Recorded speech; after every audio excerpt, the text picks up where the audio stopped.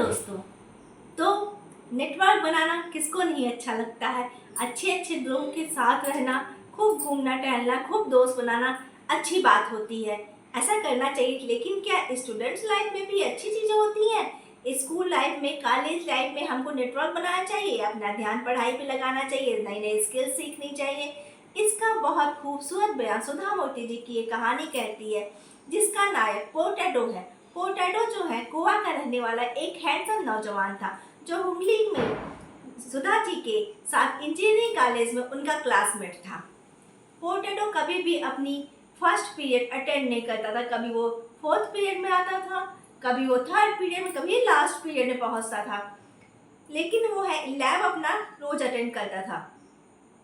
एक दिन सुधा जी ने उससे पूछ लिया, पोटैटो आखिर तुम करते क्या हो? क्या करते रहते हो? कहाँ बिजी रहते हो तुम कि कभी फर्स्ट पीरियड नहीं अटेंड करते, कभी तुम्हारा मन पढ़ाई में नहीं लगता? पोटैटो ने कहा, तुम पढ़ने आई हो यहाँ, तुम पढ़ती रहती हो, पढ़ाकू ठहरी ना। तुम्हारा दिमाग हमेशा बाहर की चीजें तुम देखती ही नहीं हो। मेरा नेटवर्क बहुत बड़ा है, मैं बहुत बिजी रहता हूँ। सुधा ने पूछा, क्या करते हो? हम भी तो जाने, कहाँ बिजी रहते हो तुम? पोटैटो जी ने कहा, मैं रात में अपने दोस्तों के साथ घूमता टहलता हूँ, मूवी देखता हूँ, डिनर करता हूँ। ऐसे बहुत रात हो जाती है सोने में, इसलिए मैं सुबह उठ नहीं पाता हूँ और कॉलेज समय से नहीं पहुँच पाता हूँ। ये सब बहुत ज़रूरी होता है। सुधा जी ने कहा, पोटैटो पढ़ाई पे ध्यान दो, जैसे मैं करती हूँ वैसे तुम भी करो, नई नई स्किल सीखो, नई चीज़ें जानो, पढ़ने में मन लगाओ, इससे तुम आगे जाओगे। तो पोटैटो ने कहा, जो लोग तुम्हारी तरह होते हैं, सिर्फ पढ़ते हैं, वो जो है एक मीडियम स्टडी के बन के रह जाते, और मेरे जैसे लोग उनके मालिक बन के बैठते हैं। सुधा जी ने कहा, ये गलत बात है पोटैटो, अपना दिमाग पढ़ाई में लगाओ। पोटैटो ने कहा, सुधा तुम्हारी बातें मुझे मेरी माँ की याद दिलाती हैं, प्लीज मुझे उपदेश मत दिया करो। ये कह के पोटैटो वहां से चला गया। सुधा जी भी अपने काम में लग गई। पोटैटो ऐसे ही घूमता फिरता टहलता रहता था और अपनी क्लासेस बंक करता था। सुधा जी मेहनती थी, उनका दिमाग सब पढ़ाई में रहता था। पोटैटो जब एग्जाम आता था तो गधों की तरह मेहनत करता था और सुधा जी की कॉपी बुक लेके उसकी कॉपी कर लेता था, उनकी जो ड्राइंग रहती थी उसको ट्रेस कर लेता था। और यकीन मानिए, उसकी ड्राइंग सुधा जी की ड्राइंग से काफ़ी बेहतर रहती थी। क्यों? क्योंकि सुधा जी की ड्राइंग पे मिटाने के निशान रहते थे, लेकिन पोटैटो की ड्राइंग एकदम साफ सुथरी रहती थी। एक दिन इन सबका मन किया कि चलो हम लोग बेलगांव चलते हैं। बेलगांव जाके हम लोग क्या करेंगे, पिकनिक मनाएंगे। सब सोचे चलो हम लोग पोटैटो से मिलाते हैं। पोटैटो बेलगांव अक्सर जाया करता था अपने दोस्तों से मिलने। तो संडे का दिन था, सब वहाँ पे गए। उन्होंने उसका डोर नॉक किया। जब उन्होंने डोर नॉक किया, उधर से पोटैटो अपनी आंख मलते हुए बाहर निकला। अरे तुम लोग क्या संडे के दिन भी चले आए? सुबह सुबह चले? अच्छा चलो, आ गए तो कोई बात नहीं, अब तो मैं उठ ही गया। सुधा जी ने बोला, पोटैटो 11 बज रहे हैं। हाँ, तो उन्होंने कहा चलो अब आ गए हो तो अंदर आ जाओ सब। उसके घर में कहीं भी बैठने की जगह नहीं थी। बैठने की जगह ना होने की वजह सब लोग जब देखे थे हर जगह कपड़े उपड़े सब फैले हुए थे। पोटैटो ने कहा, अरे कपड़े हटा दो। कपड़े हटा के कहीं भी बैठ जाओ। कुछ लोग वहां जगह बना के बैठ गए। सुधा जी खड़ी रही। पोटैटो ने सुधा जी के लिए किचन से जाके एक टेबल ले आया, लेकिन वो टेबल बहुत चिपचिपा था। सुधा जी ने बैठना सही नहीं समझा, वो वहीं खड़ी ही रही। सबने पोटैटो से बातचीत की। पोटैटो ने कहा, हाँ हाँ ठीक है, हम लोग वहाँ चलेंगे, वहाँ मेरे दोस्त का लॉज है, वहाँ लॉज में जो है हम लोग चलेंगे, वहाँ रुकेंगे। और 10 दिन का उसने प्रोग्राम बनाया। 10 दिन का प्रोग्राम बनाया। सबने कहा 10 दिन हम अपना क्लास नहीं बंक कर पाएंगे, ना ही हमारे पास इतने पैसे हैं, तो ये प्रोग्राम कैंसिल हो गया और सब वापस चले आए। ऐसे ही समय बीतता गया। एक बार उनके ड्राइंग उसका सर्वे का एग्जाम था। एग्जामिनर ने पोटैटो की कॉपी चेक की उसने कहा पोटैटो, ये आपके सर्वे उस पे फिगर पे कैसे मार्क बने हुए हैं? पोटैटो ने कहा सर, ये तो पेड़ है। हाँ, मैंने सर्वे किया है। ये वहाँ पे पेड़ था सड़क के किनारे, और मैंने तो वहाँ बैठ के लंच भी किया उस पेड़ के नीचे। एग्जामिनर समझदार थे और दुर्भाग्य से वो वहीं के रहने वाले थे जहाँ का ये सर्वे था। उन्होंने कहा पोटैटो, तुम्हारे क्लासमेट के सर्वे पे तो कहीं ये निशान नहीं है, तुम्हारे पे कैसे है? तो पोटैटो ने कहा यकीन मानिए सर, ये मैंने सर्वे किया, वहाँ पेड़ है। एग्जामिनर ने कहा बेटा, ये मैं बताऊं क्या है? ये जो है, जो आपका ट्रेसिंग ग्लास था और आपकी कॉपी के बीच में एक मच्छर आ गया था, ये वो मच्छर का फिगर है।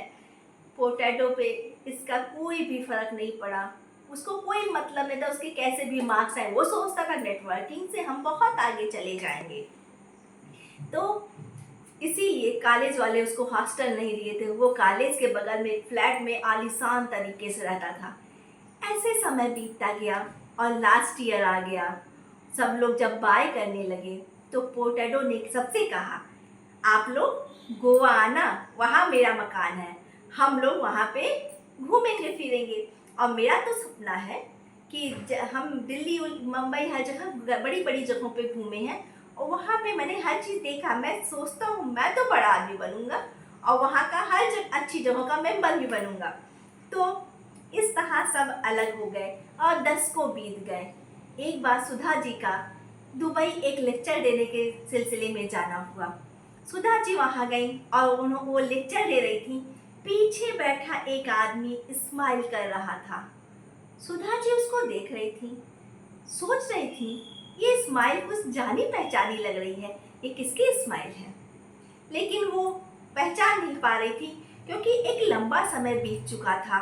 उस शख्स ने सबके जाने का इंतजार किया।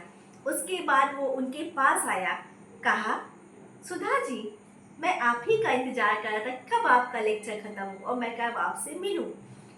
सुधा जी ने देखा वो आदमी मोटा सा जिसके पेट बाहर निकले हुए थे। उसने कहा सॉरी, मैंने आपको पहचाना नहीं। पोटैटो ने कहा अरे आप कैसे पहचानोगी, काफी 35 वर्ष का समय बीत चुका है। तो मैं आपका क्लासमेट पोटैटो, आपको याद आया? सुधा जी ने कहा अरे पोटैटो, तुम यहाँ, और बताओ सब कैसा चल रहा है और तुम्हारा नेटवर्क कैसा है, तुम्हारी शादी हो गई, तुम कहाँ हो, क्या जॉब करते हो, सारे क्वेश्चन उन्होंने पूछा। अगर तुम खाली हो तो आज का डिनर हम लोग साथ में करते हैं। पोटैटो ने कहा नहीं, मेरी नाइट शिफ्ट है, मैं जो हूँ आज डिनर नहीं ले पाऊंगा, हाँ चाय पी सकते हैं हम लोग साथ में। तो सुधा जी ने कहा चलो चलते हैं। दोनों एक रेस्टोरेंट में गए। वहाँ पे सुधा जी ने उनके लिए चाय मंगाया और अपने लिए जूस मंगाया। वो बातचीत कर रही थी तो उन्होंने पूछा बताइए कैसा है आपका सब कुछ। तो उन्होंने कहा हाँ मेरी शादी हो गई है, मेरी 2 लड़कियां हैं और मैं यही जॉब करता हूँ। सुधा जी ने पूछा तुम्हारी 2 लड़कियां क्यों नहीं लाए हमसे मिलाने, उनको भी लाना चाहिए था, हम मिल लेते तुम्हारी लड़कियों से। उसने कहा नहीं, मैं इतना नहीं कमा पाता हूँ कि मैं अपना परिवार अपने साथ रख पाऊँ। मैं जो है यहाँ अकेले रहता हूँ और मेरा परिवार इंडिया में रहता है। सुधा जी बोली अच्छा क्या करते हो तुम? उसने कहा मैं एक मैनेजर हूँ जो बहुत कम ही कमा पाता हूँ। और तुम्हारा नेटवर्क कैसा है? मेरे दोस्तों ने मुझे उबले हुए आलू की तरह से छोड़ दिया। उबला हुआ आलू आप लोग जानते हैं ना, ऐसे गिरता है पिच से, मतलब उसका कोई नहीं, मुलायम सा हो जाता। तो उबले हुए आलू तो वो सोचते थे मैं उनसे चिपका हुआ हूँ, बेकार तरीके, क्योंकि मेरे अंदर कोई स्किल नहीं थी, मेरे अंदर कुछ क्वालिटी नहीं थी, इसलिए लोगों ने मुझे छोड़ दिया और मैंने भी उनको छोड़ना ही उचित समझा। मैं क्यों किसी पे पैरासाइट बन के रहूँ। इस तरह से हमारा नेटवर्क खत्म हो गया और मैं अब सोचता हूँ मैं सिर्फ तुमको ये बताने आया हूँ कि हाँ तुम सही थी, मैं गलत था। अपनी स्किल डेवलप करनी चाहिए, अपने काम में मन लगाना चाहिए, अपने को प्रमोट करना चाहिए, अपने को प्रोग्रेस में लाना चाहिए। नेटवर्किंग से कुछ नहीं मिलता है, जो स्टूडेंट लाइफ है उसमें सारा फोकस अपने स्किल डेवलप करने में, अपनी पढ़ाई पे लगाना चाहिए। तो इस तरह से पोटैटो जी ने सुधा जी से कहा। पोटैटो उनसे बाय करके विदा लेके आगे चले थे। फिर वो वापस लौट के आए। उन्होंने कहा, मैंने अपनी लड़कियों से यही कहा जो तुम उस समय मुझसे कहती थी कि अपने को अपडेट करो, नई नई स्किल सीखो, नई नई चीज़ें सीखो, आगे बढ़ो। वही मैं अपने बच्चों से अब कहता हूँ। और मैं एक बात तुमसे कहना चाहता हूँ कि वो यही है कि तुम जो है एक स्मार्ट वर्कर हो। तुम किताबी कीड़ा नहीं, तुम चिक्कू नहीं हो, तुम स्मार्ट हो। हाँ, ये वो स्मार्ट वर्क था। तुमने जो किया अपने लिए अच्छा किया। अगर आपको ये कहानी मेरी अच्छी लगी हो तो आप सब लाइक कीजिएगा, सब्सक्राइब कीजिएगा। हाँ, और ये कहानी सुन के जितने भी आलसी हो, आलस छोड़ के अपने काम पे फोकस कीजिए। आप अगर स्टूडेंट्स हैं तो पढ़ाई पे फोकस कीजिए। आप अगर किसी वर्क में हैं, बिजनेसमैन है, तो अपने बिजनेस को ग्रो करने पे फोकस कीजिए। अगर आप कोई गवर्नमेंट जॉब में है तो उस वर्क को के लिए फोकस कीजिए। हमेशा अपडेट रहिए और मेहनत कीजिए।